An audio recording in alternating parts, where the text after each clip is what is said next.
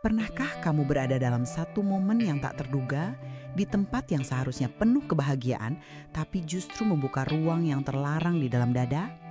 Beginilah saat aku bertemu Harry, menantuku yang terlalu muda, terlalu mempesona, terlalu menggoda.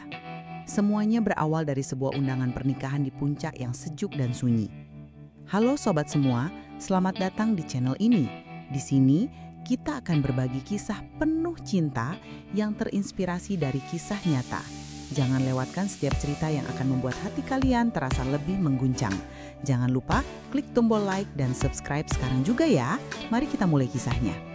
Aku tak pernah menduga perjalanan ke sebuah kondangan sederhana di puncak akan membuka pintu rahasia dalam hatiku yang bahkan tak pernah kuizinkan untuk kubuka sendiri. Hari itu, kabut menyelimuti langit sejak pagi. Udara dingin menggelayut seperti selimut tebal yang menekan dada.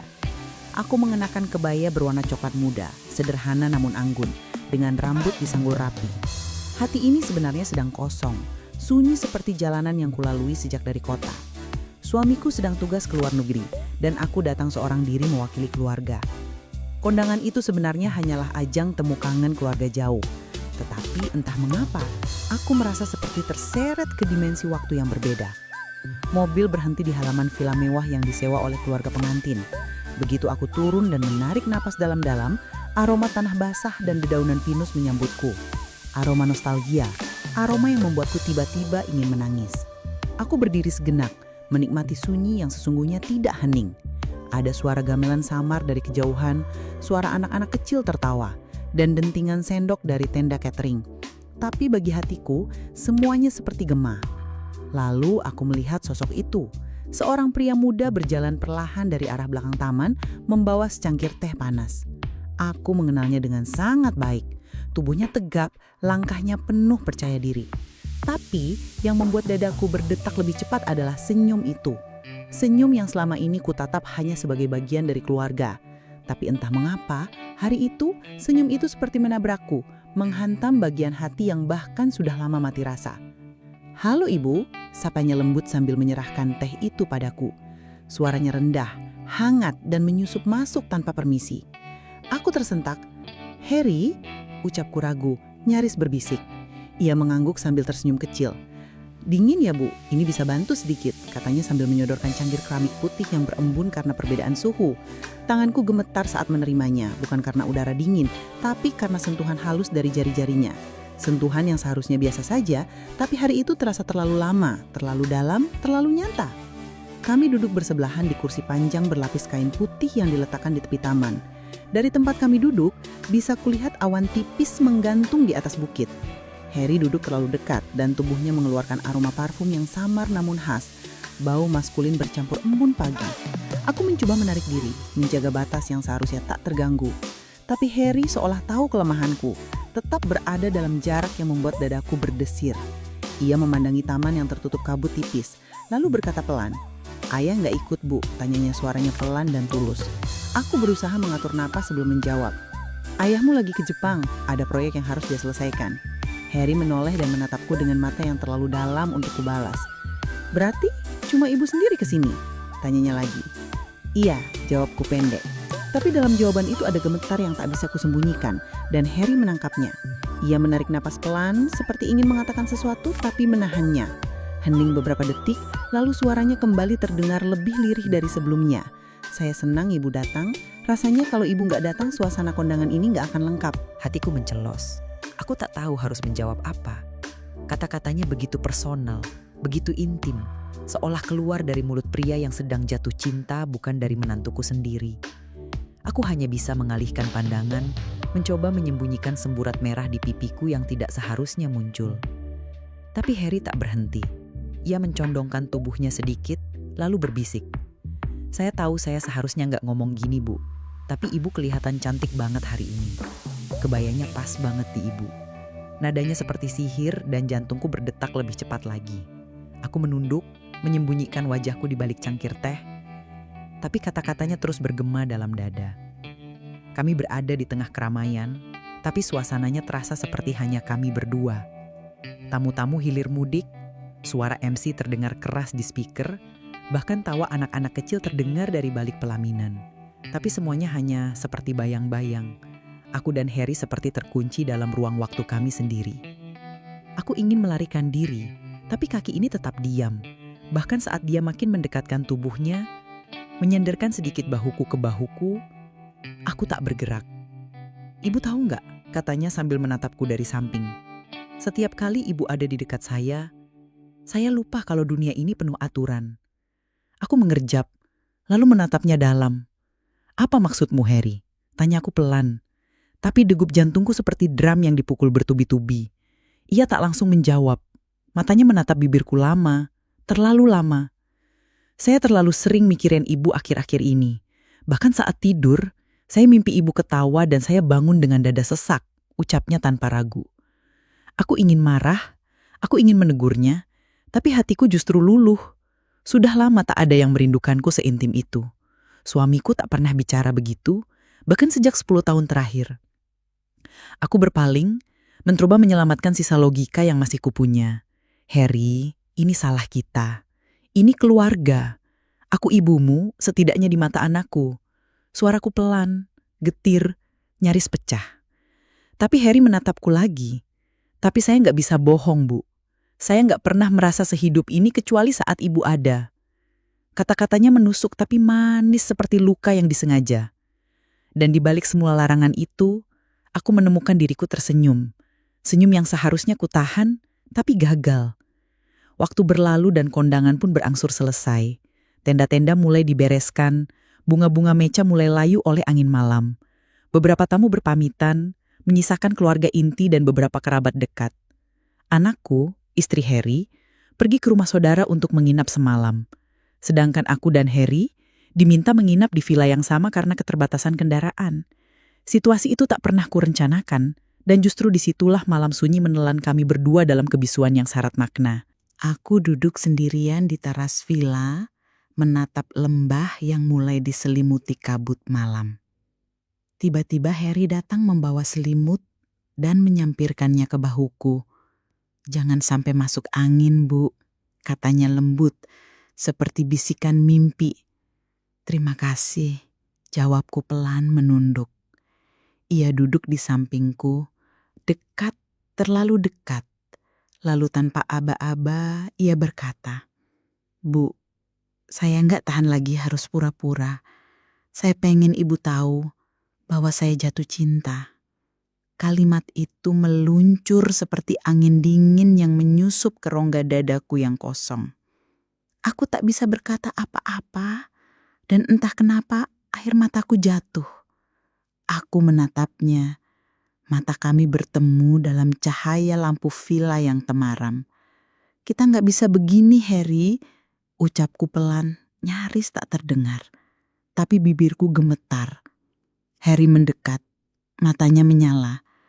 "Kalau saya harus menanggung dosa untuk mencintai ibu, saya siap," bisiknya. Dan saat itu aku tahu aku tak punya kekuatan untuk lari. Tangan kami bersentuhan, tak disengaja tapi tak juga ditarik kembali. Dan malam itu kami membiarkan rasa mengambil alih nalar. Entah siapa yang memulai, yang kuingat hanyalah kami saling menatap dalam diam yang terlalu pekat. Jarak kami begitu dekat, hingga napasnya menyentuh pipiku. "Saya pengen nyium ibu, boleh?" tanyanya tiba-tiba. Suaranya pelan, penuh ragu, tapi jujur. Aku membisu tapi tak menolak. Dan detik berikutnya, bibir kami bersentuhan. Lembut, hangat, dan terlalu manis untuk disebut sebagai kesalahan. Ciuman itu bukan sekadar ciuman. Ia adalah pelampiasan dari kesepian yang lama terbunyi. Ia adalah bahasa dari luka batin yang tak pernah sembuh. Ia adalah pengakuan dari dua jiwa yang saling mencari di waktu dan tempat yang salah. Aku tak tahu harus merasa apa, malu, bersalah, bahagia, atau remuk. Tapi di detik itu, aku merasa hidup kembali untuk pertama kalinya setelah sekian tahun. Setelah ciuman itu, kami saling diam. Tapi tangan Harry menggenggamku erat, seolah berkata, "Jangan pergi." Aku hanya bisa menangis, karena aku tahu apa yang kami lakukan tak bisa diulang. Tapi rasa ini tak bisa juga dibunuh. Setelah malam itu waktu seakan membeku. Kondangan telah usai, namun gemuruh di dalam diriku masih belum reda. Sisa tamu telah pulang satu persatu, menyisakan keheningan yang mencekam di villa kayu yang kami tempati. Udara puncak makin dingin, menusuk tulang. Namun yang membuatku menggigil bukan hanya suhu, melainkan luka yang baru saja terbuka, kehangatan yang tak boleh ada, dan kebimbangan yang kini seperti kabut menutupi jalan hidupku. Aku duduk di tepi tempat tidur kamar tamu, memandang jendela yang mengarah ke taman belakang villa. Lampu taman kuning redup, dedaunan menari tertiup angin, dan bayanganku memantul di kaca. Mata sembab, wajah pucat, dan bibir yang masih terasa bergetar oleh ciuman tadi. Dari luar kamar terdengar suara langkah kaki Harry yang berderap pelan di lantai kayu. Hatiku mencelos. Tidak, aku tak siap lagi berhadapan dengannya. Tapi langkah itu tak mendekat ke kamarku. Ia berhenti, lalu terdengar bunyi pintu tertutup perlahan. Harry masuk ke kamarnya sendiri. Aku menarik napas dalam. Jantungku berdetak kencang, bahkan tanpa ia berada di dekatku. Aku bersandar di dinding, menyelimuti tubuhku dengan kedua tangan dan bertanya pada diri sendiri. Apa yang baru saja terjadi? Apakah ini cinta? Ataukah ini hanyalah jebakan rasa yang muncul karena luka dalam pernikahan yang tak pernah lagi memberi hangat? Malam itu aku tidur dalam gelisah yang tak menentu. Selimut membalut tubuh, namun jiwaku telanjang dalam kekacauan.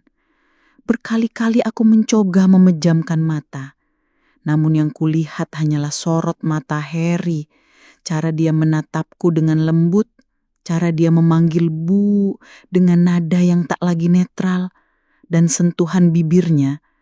Satu detik yang mengubah arah hidupku. Aku merasa lelah. Lelah karena harus berpura-pura kuat.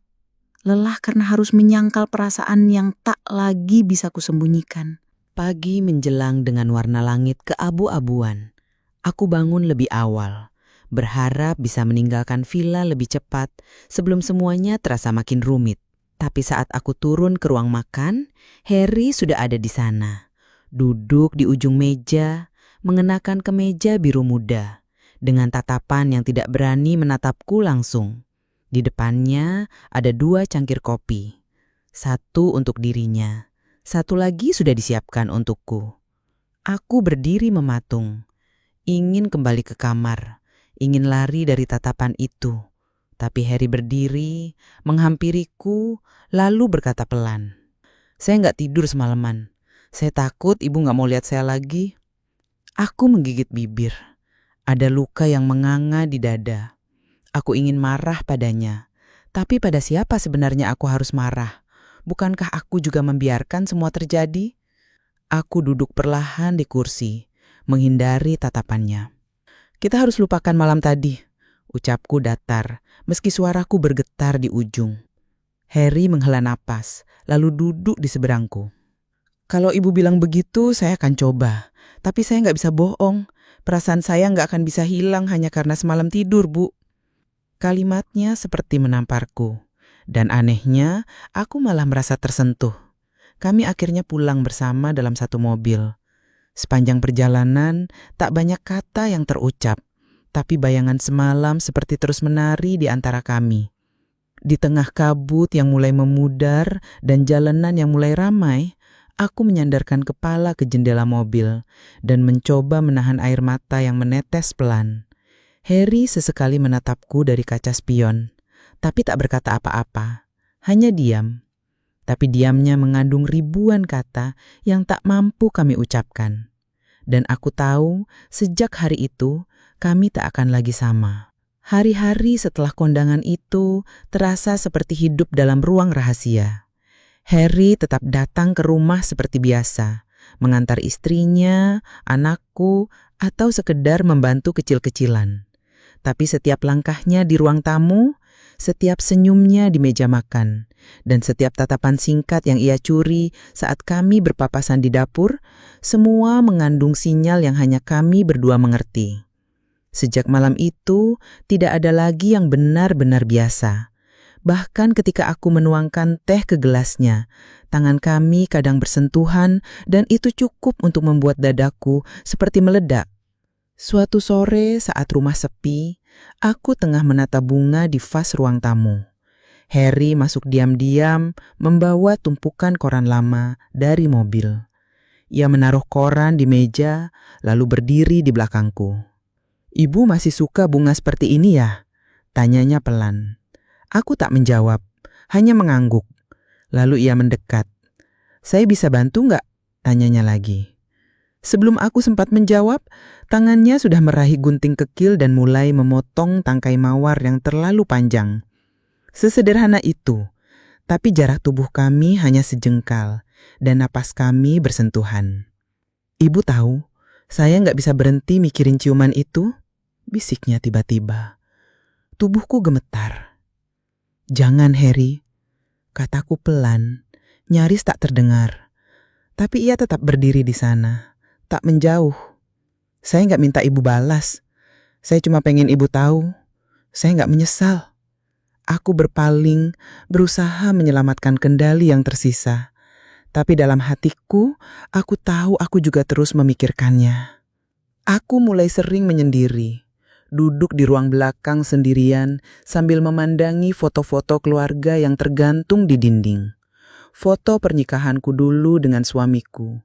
Senyum kami yang membeku di bingkai kayu. Aku menyentuhnya perlahan, bertanya dalam hati, apakah aku masih istri dari pria yang sama atau hanya sosok pendamping tanpa rasa? Luka yang dulu ku pendam kembali terbuka. Suamiku selalu pergi, selalu sibuk, bahkan ketika aku sakit pun dia hanya mengirim pesan singkat. Dan Harry hadir seperti cahaya yang menyorot ke sudut tergelap jiwaku. Aku tahu ini salah besar.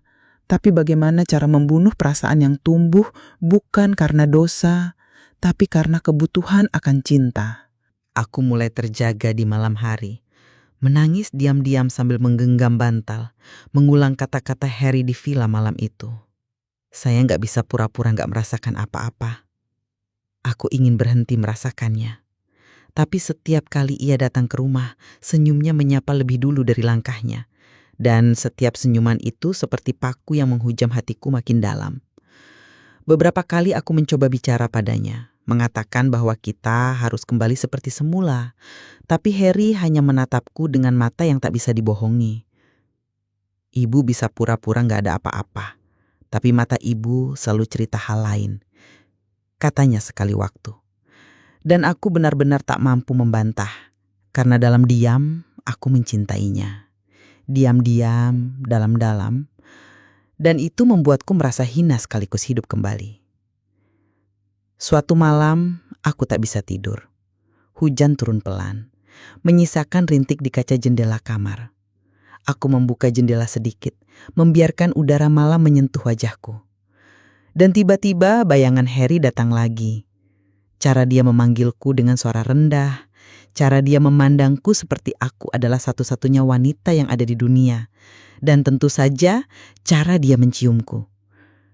Ciuman itu tak sekadar bersentuhan bibir, tapi seperti membuka semua yang selama ini kukunci rapat, membakar dinding yang selama ini kukira kuat. Aku duduk di tepi ranjang, memeluk lutut, menggigil bukan karena dingin, tapi karena gejolak yang masih menyala. Aku ingin membencinya, tapi yang kurasakan adalah kerinduan. Aku ingin menjauh, tapi bayangannya selalu mendekat. Aku menggigit bibir, Berusaha menahan tangis, tapi air mata tetap jatuh karena hatiku tak tahu harus berpihak pada siapa. Pada logika atau pada rasa. Pada keluarga atau pada cinta yang datang dengan wajah seorang menantu muda. Malam itu aku tak bisa membohongi diriku sendiri bahwa aku telah jatuh. Bukan hanya jatuh hati, tapi jatuh dalam dosa yang membekas indah. Dan aku tahu kisah ini tak akan berhenti di sini. Ciuman itu adalah awal dari sesuatu yang belum tentu berakhir dengan selamat. Setelah pulang dari puncak, segalanya tidak benar-benar kembali seperti semula. Waktu memang terus berjalan, rutinitas tetap berjalan, dan wajah-wajah di sekelilingku masih sama. Tapi ada sesuatu yang berubah, bukan di luar, melainkan di dalam diriku. Setiap kali aku duduk di meja makan rumah kami di hadapan suami yang sibuk dengan laptop dan tak pernah mengangkat wajah, aku merasa kosong. Bukan hanya karena cinta yang telah lama mati di antara kami, tapi karena bayangan seseorang yang kini terus hidup di pikiranku. Harry, menantuku. Sosok yang seharusnya hanya kujaga, bukan kucintai. Setiap minggu, Harry tetap datang ke rumah untuk mengantar anakku dan cucuku yang masih kecil. Ia tetap bersikap seperti biasa, tidak mencolok, tidak berlebihan. Tapi aku tahu dan dia tahu bahwa setiap tatapan mata, setiap senyuman kecil, setiap sapaan yang terlontar dari bibirnya mengandung sesuatu yang tak lagi biasa. Ada rasa yang tak bisa dimatikan, bahkan ketika kami berpura-pura tak terjadi apa-apa. Rasa itu tetap membakar di dalam dada. Ketika aku menuangkan teh untuknya dan tangan kami bersentuhan, walau hanya sekilas, aku seperti kembali ke malam itu. Malam di Villa Puncak, malam saat dunia berhenti dan hanya kami berdua yang hidup di dalamnya. Pernah suatu sore, saat rumah kebetulan kosong dan hanya kami berdua di dapur, aku sengaja menjaga jarak. Aku berdiri di sudut ruang, pura-pura sibuk memotong buah. Tapi Harry mendekat perlahan. "Bu," bisiknya. "Kenapa sekarang ibu selalu menjauh?" Aku menelan ludah. "Karena itu yang seharusnya," jawabku tanpa menoleh. Tapi aku bisa merasakan nafasnya di belakang leherku. "Tapi kalau menjauh justru bikin ibu makin menderita, untuk apa?" katanya. Dan kalimat itu menusukku lebih dari pisau dapur di tanganku. Karena ia benar. Menjauh darinya bukan berarti menyelamatkan diri, justru semakin melukai. Hubungan kami tak pernah dibangun dari pertemuan terang-terangan. Ia tumbuh dari diam yang penuh rindu, dari pertemuan singkat di ruang tamu, dari kebisuan saat mencuci gelas bersama, dari saling tatap saat anakku sedang bermain dengan cucunya. Semua yang terjadi di antara kami bukanlah teriakan, tapi bisikan yang mengalun dalam dada. Aku mencoba menahan diri berkali-kali, tapi setiap kali aku melihat Harry memeluk cucuku dengan kasih sayang, lalu menoleh padaku dan tersenyum, hatiku kembali rapuh. Ia bukan hanya lelaki muda yang menggoda, ia lelaki yang tahu bagaimana memperlakukan wanita yang sudah terlalu lama dilupakan oleh suaminya. Suatu malam, ketika aku tengah menyetrika baju di ruang belakang, Harry masuk tanpa suara. Ia tahu anakku sudah tidur lebih dulu. Ia berdiri di ambang pintu lalu bertanya pelan, "Ibu capek?" Aku mengangguk. "Saya bantuin ya," katanya, lalu mengambil satu kemeja dari keranjang dan mulai melipatnya. Awalnya aku ingin menolaknya, tapi kehadirannya membuat malam itu jadi hangat. Kami bekerja berdampingan, hanya ditemani suara setrika dan detak jantungku yang makin tak karuan. "Ibu gak perlu ngelakuin semuanya sendirian," katanya lagi. Aku berhenti menyetrika, lalu menatapnya. Saya sudah biasa, tapi Harry memandangku dalam. "Tapi saya gak mau ibu terbiasa menderita." Kalimat itu membuat mataku berkaca-kaca. Aku menunduk, mencoba menyembunyikan gejolak yang terlalu besar di dada. Harry lalu menggenggam tanganku. Hangat, tegas. "Saya cuma pengen ibu tahu saya selalu ada," bisiknya. Dan saat itu, tak ada kekuatan dalam diriku untuk menarik tangan itu. Karena dalam genggaman itu, aku merasa dilihat, diperhatikan, dicintai. Bukan sebagai ibu, bukan sebagai mertua, tapi sebagai wanita utuh. Utuh dengan luka-luka yang disembunyikan bertahun-tahun. Aku tahu aku sedang bermain api. Tapi bagaimana jika api itu justru satu-satunya yang membuatku merasa hidup? Perasaan ini tak pernah kurencanakan, tapi ia tumbuh seperti rumput liar di musim hujan. Tak bisa dikendalikan. Hubunganku dengan Harry tak lagi hanya sekedar tatapan dan sentuhan. Kini kami mulai mencari waktu. Harry tahu kapan aku akan ke pasar sendiri dan diam-diam ia ikut datang seolah kebetulan. Ia tahu kapan aku pergi ke salon langganan dan ia menunggu di kafe terdekat hanya untuk menatapku diam-diam dari kejauhan. Cinta ini makin dalam, makin gelap, tapi juga makin indah. Aku tak tahu harus bahagia atau tak. Suatu pagi aku sedang menyiram tanaman di taman depan. Harry lewat dan anakku sedang berada di kamar atas. Ia menghampiriku berpura-pura ikut menyiram bunga. "Saya suka lihat ibu begini," katanya sambil menyentuh daun mawar. "Begini gimana?" tanyaku tenang tapi kelihatan nyimpen banyak rasa. Aku tersenyum. "Rasa yang gak boleh dibagi," jawabku. Ia menatapku tajam. "Boleh, asal ibu izinkan saya yang nerima." Kami tertawa kecil, tapi di balik tawa itu ada sesuatu yang lebih dalam. Getaran, koneksi, hasrat, dan aku mulai ketagihan. Hubungan ini seperti kabut. Tak terlihat dari luar tapi menelusup ke dalam, menyelimuti setiap inci kehidupan kami. Aku mulai berdandan lebih lama dari biasanya jika tahu Harry akan datang. Aku mulai memilih parfum yang lebih lembut, bahkan kadang sengaja memakai warna lipstik yang dulu tak pernah kupakai. Semua karena satu alasan, aku ingin dia tetap memandangku sebagai wanita yang membuatnya bergetar. Dan Harry tak pernah mengecewakan. "Ibu tambah cantik," katanya suatu siang sambil membantu mencuci piring. "Jangan gombal," balasku pura-pura marah. Tapi hatiku menghangat karena sudah lama aku tak dipuji seperti itu. Waktu terus berjalan, dan aku pun mencoba menjalani hidupku kembali seperti biasa. Tapi sejujurnya, tidak ada yang benar-benar biasa lagi. Setiap kali melihat anakku tertawa bersama Harry, hatiku terasa perih, bukan karena cemburu, tapi karena cinta kami harus disembunyikan dalam senyuman yang palsu. Harry masih pria baik. Ia mencintai istrinya dengan sepenuh hati. Ia menjaga anaknya, cucuku, dengan penuh tanggung jawab. Tapi setiap kali mataku bertemu dengan matanya secara tak sengaja, aku tahu luka itu masih ada di dalam dada kami. Suatu malam saat acara keluarga besar, kami duduk cukup berjauhan. Tapi aku tahu ia memperhatikanku. Dan ketika semua orang sibuk tertawa, kami bertukar pandang dalam diam. Pandangan itu singkat, tapi dalam. Pandangan yang hanya bisa dimengerti oleh dua jiwa yang pernah terbakar oleh api yang sama. "Apakah kita akan baik-baik saja?" mataku bertanya. Dan sorot matanya menjawab, "Kita tak pernah benar-benar baik-baik saja. Tapi kita kuat." Aku akhirnya menerima bahwa cinta yang kami miliki adalah cinta yang tak bisa dibenarkan, tapi juga tak bisa dikutuk sepenuhnya. Ia hadir bukan karena niat jahat, tapi karena kesepian, karena rasa lapar akan pelukan, akan sentuhan, akan dimengerti. Cinta ini bukan tentang Harry atau aku saja, tapi tentang dua orang yang menemukan rumah satu sama lain dalam situasi yang membuat mereka harus pergi dari rumah itu sebelum semuanya hancur. Dan mungkin cinta yang paling dalam adalah yang kita lepaskan demi orang lain. Sejak kejadian itu, aku tak pernah lagi berbicara panjang dengan Harry. Semua kembali menjadi formal, sopan, dan terasa asing. Tapi kenangan tentangnya hidup di setiap detik yang kulewati. Bahkan saat aku menata piring makan malam atau mengganti spray kamar, ingatan akan dirinya seperti bayangan yang tak mau hilang.